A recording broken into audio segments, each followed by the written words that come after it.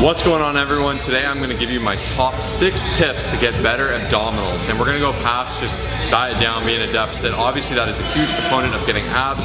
You do need to lose body fat to get them, but I'm going to give you 6 additional tips that will help you really get abs and really help them be blocky and pop out.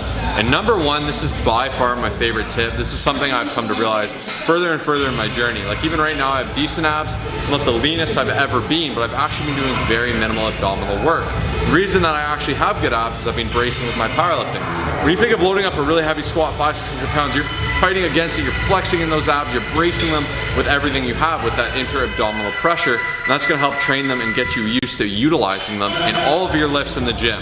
By doing this, you know, if you squat or deadlift really heavy, your abs might be sore the next day if you're doing it correctly. So this is a fantastic way to keep abs, to really challenge yourself. So don't be afraid to lift some heavy weight with those compounds. Tip number 2, 3, and 4 are all one of the same, and that is actually knowing to work all areas of your abs. So I'm going to group them into 3 easy areas: upper, lower, and obliques. Okay, so your obliques are in charge of your rotary motion. We're going to start with them. And this is where most people neglect. A lot of movements don't have you or require you to twist. Normally we know we do a lot of stabilization with the abs, as I mentioned in the last movement. So you're really just bracing, you know, using them as something to kind of balance you out, or crunching, right? Not many movements do involve this twisting motion. So this is something you want to go ahead and work in your routine.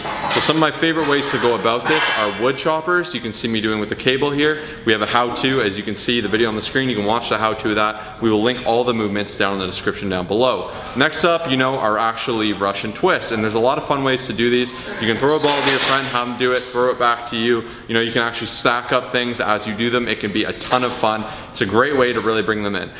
Next one I'm a huge fan of. Now a lot of people look at this and say this is dumb, it doesn't do anything. I'm a firm believer it does, and as you can see me doing it, it's a broomstick twist. It's a very small motion, it's not having a ton of weight, but what I'm doing is cueing my mind and my brain on how to actually use my obliques and rotate them through a motion as I'm dragging them around, because learning to engage them is what's going to make them pop out. And as you can see in this clip here, you know, to really get that kind of serratus popping, you know, that little fun muscle on the side of your oblique, this is by far my biggest secret to get that going. Next up is going to be your main kind of your upper abs here. So this is going to be your stronger, your more bulkier parts. You know, a lot of people that have great ab development, even when they're really bulked, you know, myself included, I'll still have these two, but it's very hard for me to get, you know, the bottom two here and then kind of the lower region to really pop out, you know, getting a vein there. You got to be quite lean. But one of the best tips you can do to really have development and really get bigger, blockier abs, and that's a question I'm asked very frequently, in my opinion, is to actually do the weighted crunch. This is by far my favorite movement. Now, you're gonna hate it once again if you don't know how to do it. We have an amazing how-to in the description down below, so you can check that out as well. You know, we wanna not just say, hey, do this and not tell you how to do it. So you can check that out. We've helped over a million people learn that movement. But the reason this is so great is you're actually learning how to engage them with some additional weight. And crunches are fantastic, so are planks, or stabilizing movements. We will get into that. But by doing it with a weight, you're really learning to, you know, actually engage under tension with a significant load. So I'm a big fan of that. Next up, you are gonna have your stabilizer movements, right? So you can have your heavy crunches. Other variations of that could be a decline crunch. I'm a big fan of that. You're on a decline bench, shooting up. And then of course for the, you know, the stabilization portion for the upper abs, a lot of that will come into planks, weighted planks, all those good things. You know, these are by far the easiest part of the ab to work, but I really want to hit it home that you do have to work all 3 sections of your abs. Next up is your lower abs. So this area is ultra important. I've actually had mine cut open, so I know how brutal it is to not be with them. So from a hernia surgery, it's another point, but essentially, you know, when they're cutting through there, and I felt so weak. So it's something I've had to really focus on to bring back up and get back to normal. So this is something I am very passionate about. Now, another reason these are really cool is everyone goes, I want to lose that lower belly fat. How can I train the lower abs? I need to lose it. So spot reduction has generally been regarded as a myth. So just working these areas won't necessarily make them leaner or tighter. New research has shown it may be actually a thing, so it might work, you know, but I wouldn't put too much stock into if I do 1,000,000 reps, I'll lose all that fat. You do need to be in a deficit. You know, we're gonna keep hitting this throughout the video, but by actually targeting them and strengthening them, it'll do a ton for your physique. It can help them pop out, especially the leaner you get into your cut. So some of my favorite movements by far are straight leg raises. In fact, Arnold was such a fan of this movement. Arnold Schwarzenegger, if you know who that is, a famous bodybuilder. bodybuilder, he would come in before he even did anything in the gym. His warm-up would be to do 100 of these before every workout with the straight leg variation. So he was a beast, and he was a big believer in it because lower abs are often neglected. Some other great movements you can do, Kyle will show you on the ground here. You know, he's doing flutter kicks, you can do some overs, some unders. There's a lot of great stuff you can do. One of the best ways to work them is by actually lifting your legs up or bringing them towards you.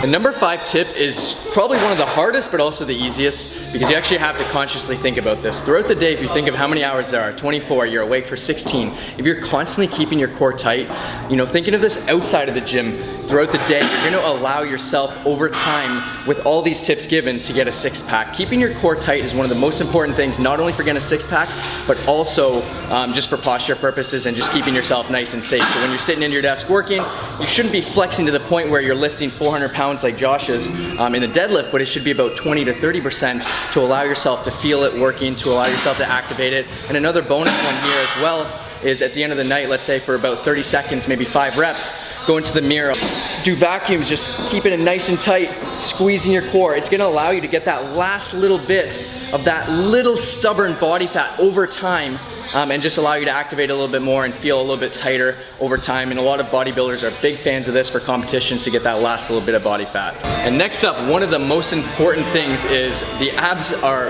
very versatile. You can still contract them every single day. It's very important, but you wanna make sure you're not overdoing it. Oftentimes with the abs, less is more. So we highly recommend targeting every single part of the core at least 2 to 3 times per week. Don't do it 7 times per week. This is where a lot of people go wrong. They'll do like 500 crunches each day. And this brings me to my next point. They do that and they're like, why don't I see abs? Like, what's happening?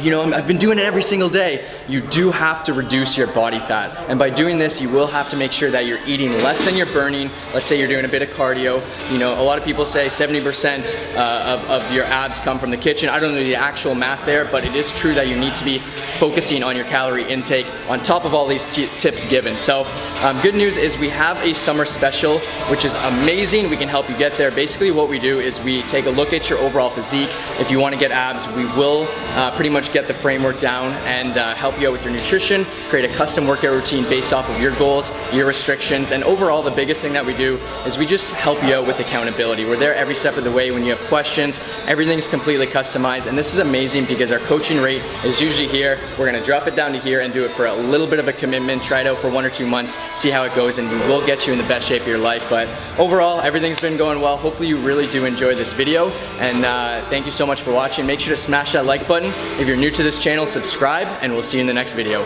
Peace out.